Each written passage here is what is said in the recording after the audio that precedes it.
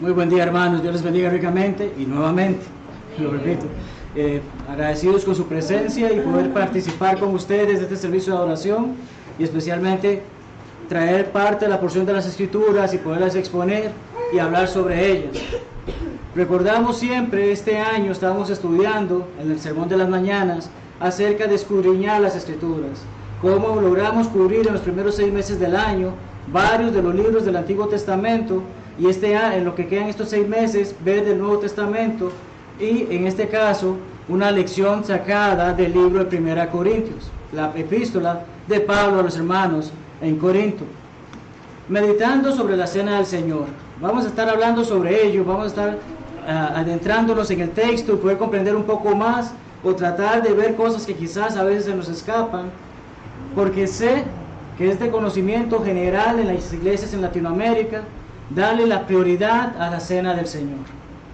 Muchas personas a veces dicen, no pude ir hoy a congregarme, pero lléveme la cena.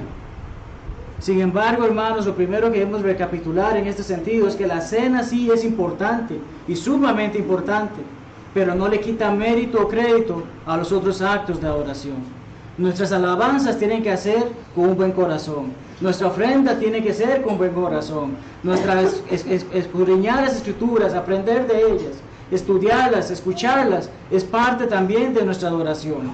Y ciertamente, cada vez que levantamos nuestra voz para hacerle saber a Dios acerca de nuestras peticiones de agradecimiento, también es importante en nuestras oraciones, en nuestro servicio de oración. Pablo se enteró de ciertos problemas que ocurrían en la iglesia en Corinto. Era una iglesia bebé, era una iglesia como esta que estábamos empezando, esta congregación que estamos empezando en lo que va del año. Era una congregación que estaba pasando por algunas dificultades y Pablo escuchó de ellas. Pablo sabía de ellas y deseaba ayudar a ver cómo se podían arreglar las situaciones. La dificultad es que se encontraba en Efeso. Y no es como hoy en día que simplemente se montaba un avión y en un par de horas estaba allí. Era una forma distinta de llegar y estaba bien ocupado en lo que hacía en Éfeso. Entonces envía esta carta. Entre los problemas que había podemos mencionar que primero empieza que se comenzaron a haber divisiones. Aquellos son de Apolo, los otros de Cefas, aquellos de Pablo, aquellos de Cristo. Pablo empieza a hacerles saber, no es así. No puede haber división en la iglesia, todos somos de Cristo. De esa misma manera no podemos decir que hay algunos de José, algunos de Jairo, algunos de Marlon. Aquí todos estamos en lo mismo, estamos en el mismo barco. Entonces él empieza y les hace saber acerca de que no debe haber divisiones. También les hace saber que había detalles de que, pero es que si estos hacen esto, nosotros ¿por qué no lo hacemos? Y se daban problemas de modernismo. ¿Por qué no podemos hacer esto? Porque no es permitido, no es autorizado por Dios. Daba un problema de inmoralidad, un hombre que se acostaba con la mujer de su padre. Y llaman la atención por esto, porque incluso los hermanos, en vez de llamarle la atención a ese hermano, se lo glorificaban, se lo alababan, de que excelente que estés con la mujer de tu hermano. No puede ser así, hermanos. Pablo lo hace saber en esta carta. Nos hace también saber que comenzaban a haber demandas entre ellos. Dios, en la palabra, nos hace saber, entre cristianos debemos de resolver nuestros problemas sin llegar a términos legales, a no ser que ya sea algo que el país condena y hay que llevarlo a juicio. Pero se están dando estas situaciones y Pablo les exhorta, no sigan ese camino. Les hace saber también acerca del matrimonio. En el capítulo 7 aclara muchas cosas que sabemos hoy, qué es válido en un matrimonio y qué no. Y son temas que podemos repasar en las clases que tenemos grabadas del matrimonio en el primer trimestre de este año. También les hacía saber precisamente la cena del Señor y cómo había un gran abuso de ella por parte de estos hermanos. ¿Por qué? Porque siempre que vamos a participar en la cena del Señor y que vamos a leer 1 Corintios 11, 23 al 26, sí, ahí se está dando el mandato y vamos a estudiar ese texto. Sin embargo, había un fondo, un contexto que debía ser analizado, porque era lo que estaba causando problemas entre esos hermanos. También problemas de por qué yo recibí este don espiritual y él el otro, y yo quiero esto y esto, era también tratado por Pablo.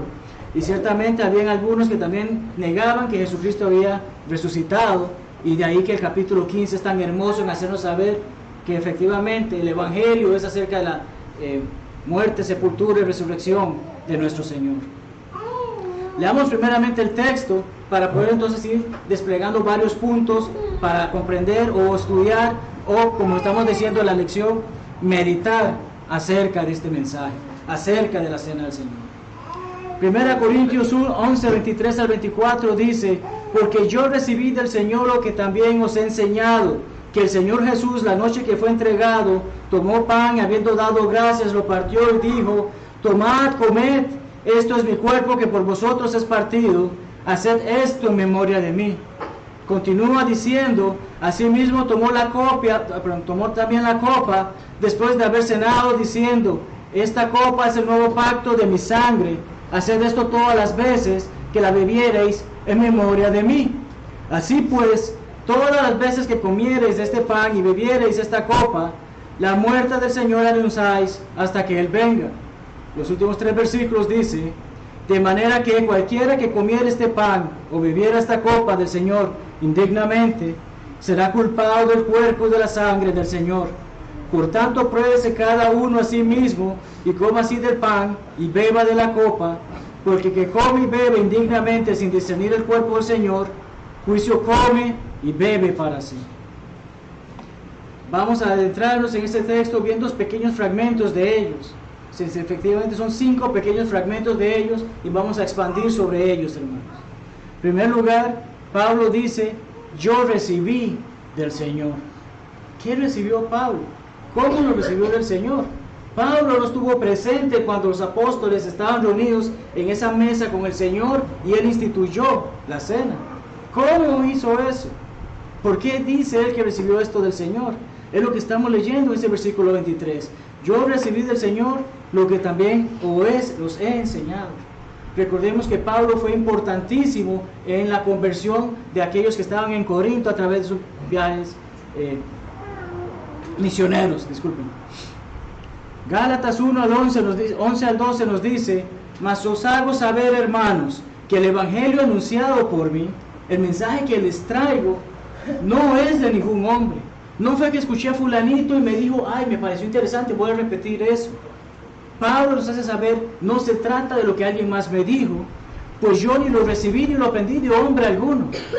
Pablo, recordamos que se encontró con Ananías, pero no fue Ananías el que le dijo: esto es lo que debes de hacer para servir al Señor. Ananías le dijo lo que el Señor le dijo que debía hacer para ser converso al Señor. Pablo se reunió después con apóstoles, pero los apóstoles no le dijeron lo que debía de hacer. Tal como nos está haciendo saber: ni lo recibí ni lo aprendí de hombre alguno, sino por revelación de Jesucristo. Recordemos que Jesucristo se le apareció y le ensegueció y le dio las instrucciones de qué debía hacer para recuperar su vista y para poder ser ese hombre que iba a servir a los gentiles. Más adelante, en ese mismo capítulo, Pablo nos dice: cuando agradó a Dios, que me apartó desde el vientre de mi madre, me llamó por su gracia. Un favor no merecido. Pablo había sido elegido para que pudiese llevar ese mensaje a los gentiles. Revelar a su Hijo en mí, para que yo le predicase entre los gentiles. No consulté enseguida con carne y sangre, ni subí a Jerusalén. Pablo fue bautizado y no se quedó: ay, me voy a quedar aquí sentado a ver si alguien me cuenta qué es lo que debo de hacer. Pablo no llegó y se bautizó y que bueno, ahora voy para Jerusalén a ver qué tengo que hacer. Él nos hace saber en las Escrituras que aunque a los que eran apóstoles antes que yo, sino que fue a Arabia y volvió de nuevo a Damasco. Continúa los siguientes versículos porque dice que pasaron 3 años de ese viaje. 3 años en los que estuvo preparándose, 3 años en los que estuvo estudiando. Y hay algunos que dicen que probablemente nuestro Señor estuvo con él preparándole. ¿Por qué? Porque el Señor estuvo con aquellos 12 por 3 años. Es probable que también haya dedicado ese tiempo para preparar a Pablo.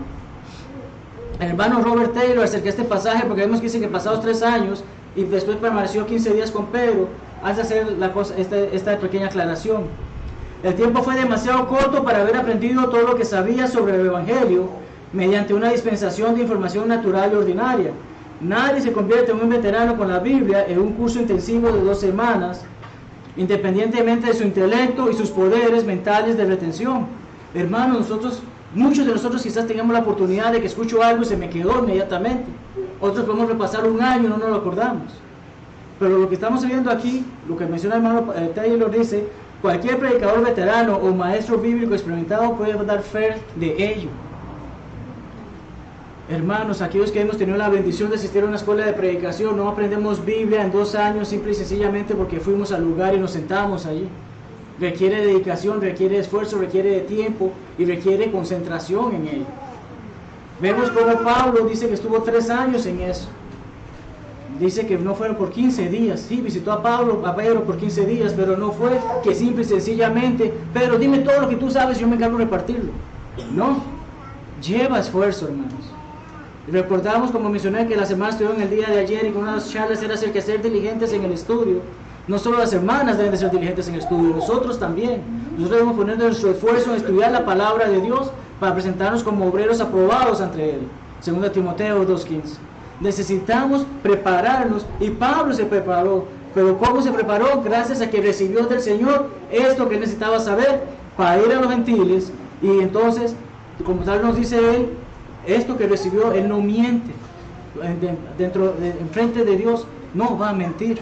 No va a hacernos saber, esto me lo aprendí en 15 días. No se preparó de que la noche para la mañana. Fueron años que dedicó a servir a Dios, a aprender sobre Dios, para entonces entregarse de lleno al servicio.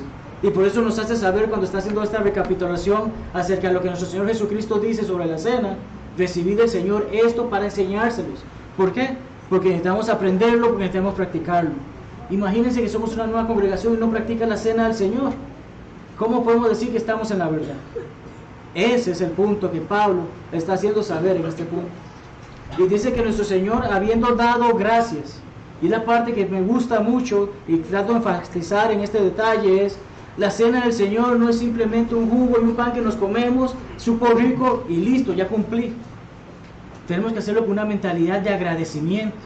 Tenemos que comprender, Jesucristo espera que nosotros seamos agradecidos, porque Él mismo, cuando instituyó esa cena, dio gracias.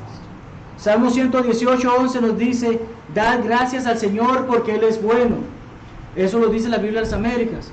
En la Biblia, la Reina Valera dice, alabad a Jehová.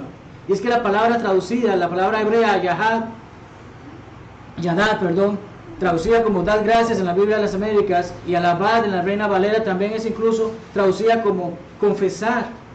Involucra dar gracias, loor y alabanza a Dios. Dios espera que seamos agradecidos. Él nos dio todo, lo mínimo que podemos hacer es darle gracias. Entonces, en ese momento que estamos participando en la cena del Señor, recordemos darle gracias también, porque gracias a Él es que estamos participando de ese evento, por lo que significa para nosotros. Dad gracias en todo, dice 1 Tesalonicenses 5:18, porque esta es la voluntad de Dios para con vosotros en Cristo Jesús. Si lo vemos bien, hermanos, y está resaltado, son 3 personas que se están mencionando allí. Debemos darle gracias a Dios porque es su voluntad para con nosotros a través de Cristo Jesús. Hoy estamos aquí porque a través de Cristo Jesús tenemos la oportunidad de adorar y alabar a Dios como Él espera, en espíritu y en verdad, Juan 4:24. Entonces, debemos comprender claramente que Jesucristo dio gracias a la hora de participar de la cena o establecer la cena. Con más razón nosotros, cuando lo hacemos en memoria de Él, debemos estar agradecidos por ello. Nos dice que es el nuevo pacto. No, es muy distinto a ser el Nuevo Testamento, porque aquí Él no ha muerto. Jesucristo no ha dado su vida para entregarse a hacer esto, sino que cuando hizo este pacto, les debe saber, es un acuerdo que estoy haciendo con ustedes. Cada primer día van a hacer esto. Esta copa es el nuevo pacto en mi sangre. No sé qué tan conocedores sean, hermanos, de las doctrinas del catolicismo, pero existe la famosa transustanciación, una palabra que está difícil de pronunciar. Les comparto información precisamente de un sacerdote e incluso misionero católico en Perú.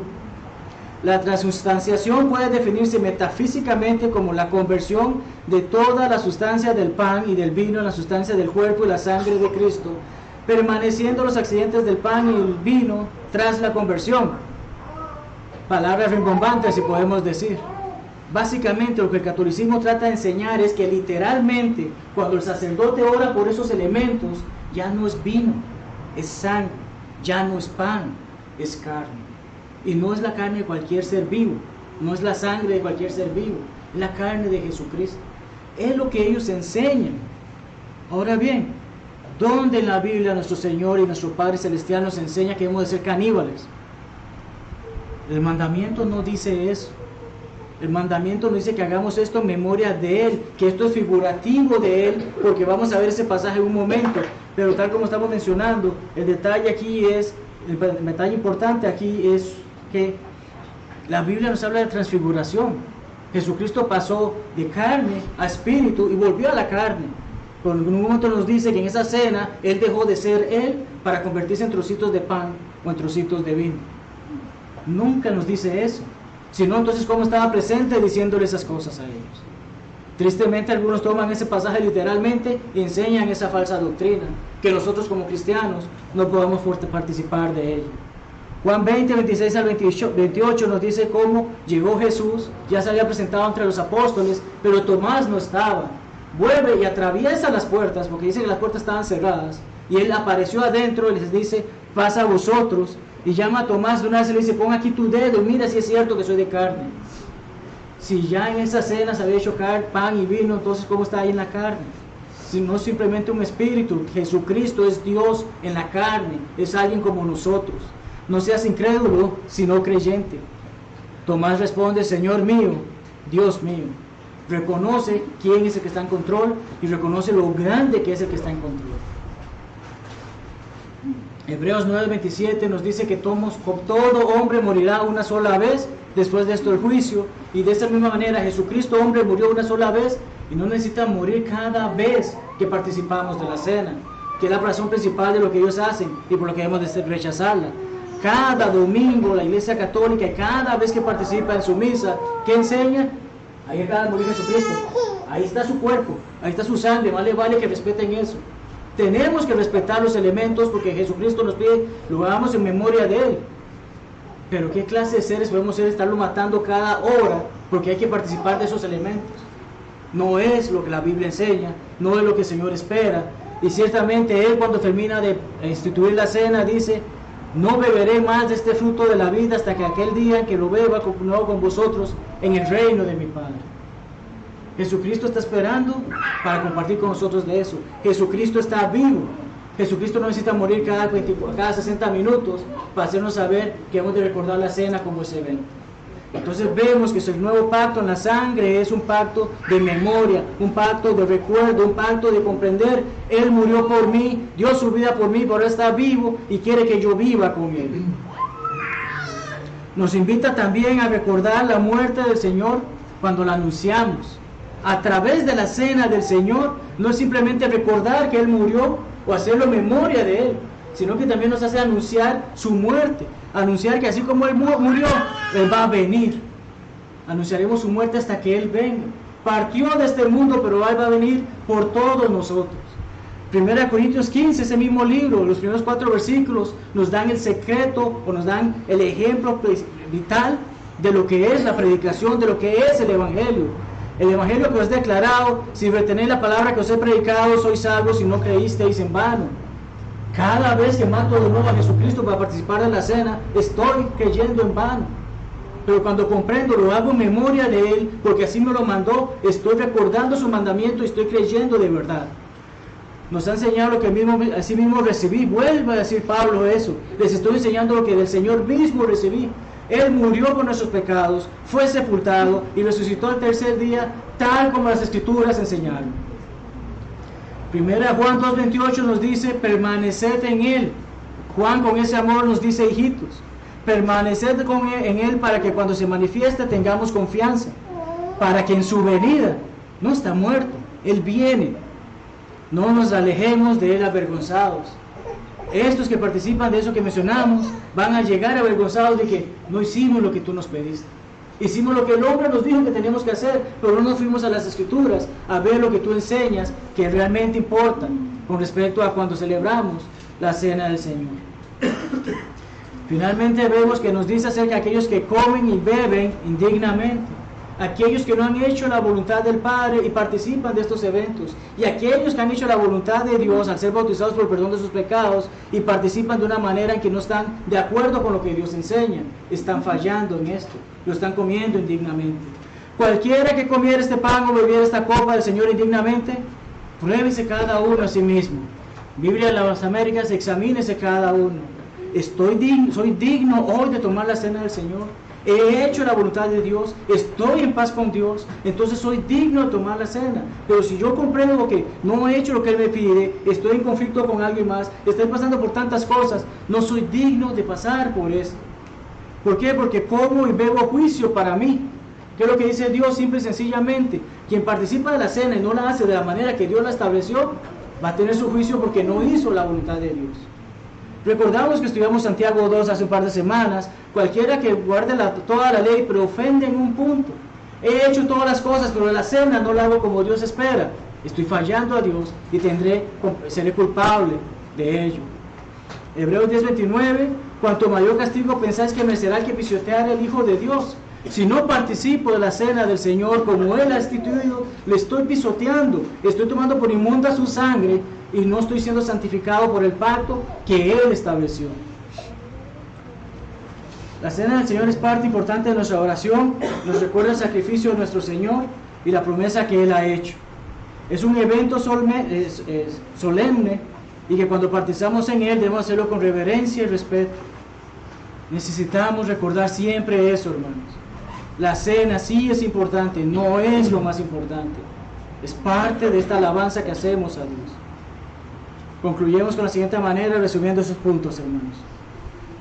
Pablo recibió del Señor las instrucciones acerca de la cena y no se las guardó para él. Pablo la comparte a los corintios y así ha sido compartido para con nosotros, que hoy en día sepamos que efectivamente la cena del Señor es algo que hemos de participar.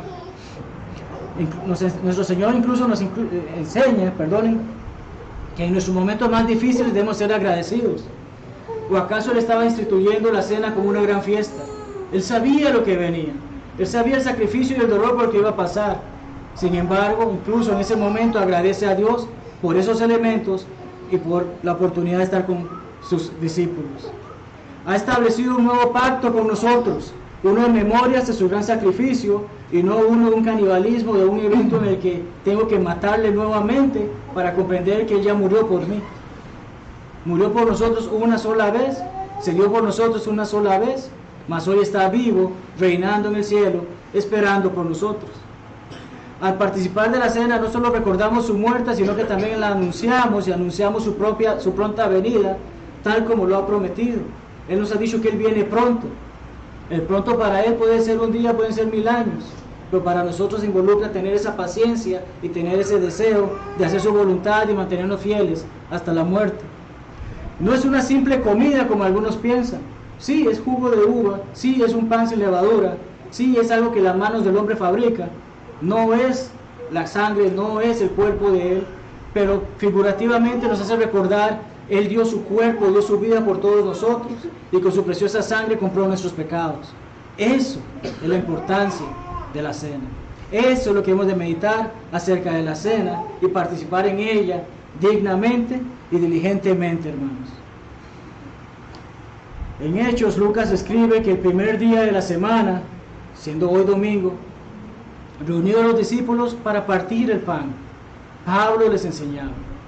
Ese día Pablo compartió con ellos de los elementos de la cena. Ese día Pablo les llevó la palabra del Señor. Hemos compartido de la palabra del Señor hoy en día.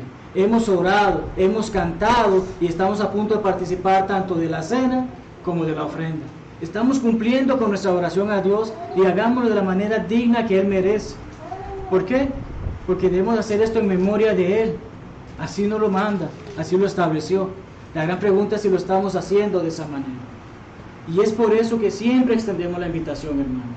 Es por eso que siempre queremos saber si ustedes están dispuestos a hacer lo que Dios espera que hagan para reconciliarse con Él. Si ya lo hemos hecho, si hemos sido bautizados por el perdón de nuestros pecados, seguimos ese camino, seguimos dándole lo mejor al Maestro, seguimos comprendiendo como cantamos que Él dio su vida por nosotros. Ese es el llamado el que hacemos, porque mañana puede ser muy tarde. Pongámonos en paz con hoy en este día. Si hay algunos que no han obedecido el Evangelio y necesitan incluso más estudio, sepan que para eso estamos aquí.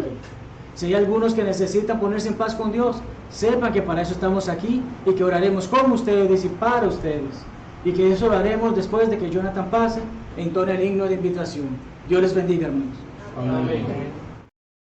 Este es el día que el Señor nos dio. Seré feliz y le adoro.